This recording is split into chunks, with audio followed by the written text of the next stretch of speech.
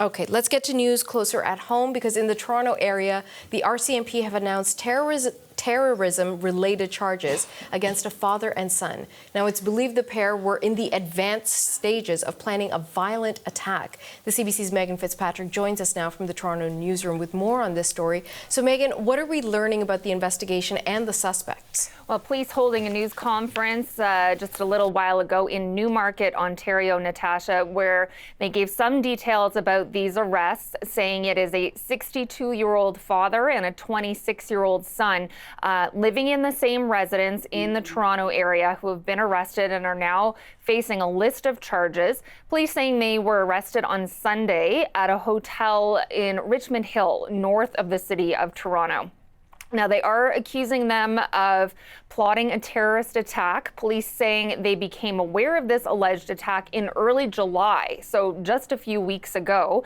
Now, there is a publication ban in place covering this case, so police were pretty limited in terms of the details they could share, but they did list the charges that the father and son are facing, terrorism-related charges. They include conspiracy to commit murder for the benefit or in association with a terrorist group, and in this instance, that terrorist group is ISIS, accused of facilitating a terrorist activity, participating in an activity of a terrorist group, as well as weapons charges, possession of an axe and possession of a machete, two separate charges there, Natasha.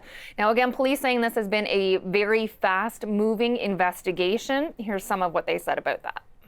This was a very fast-moving, and the investigation came to our radar and emerged in a very quick fashion. So as far as what we did investigationally, I'll refrain from commenting on techniques or how we proceeded with this, but the information that was presented to us was sufficient to obviously launch an investigation, and it led to enough evidence to result in charges against these two individuals.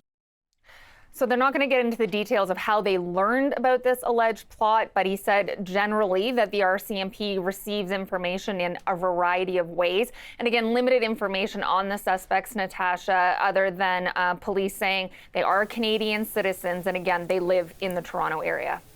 Really disturbing stuff. What did you learn from the police about the target of this alleged attack that was being planned?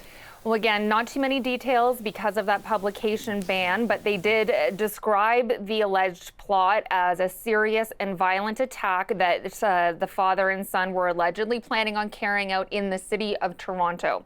They said they're still working on establishing any specific communities within the city that may have been the target of this alleged attack, or any specific people. They did say they don't believe there's an ongoing threat to the citizens of Toronto in connection to this pair that has been arrested.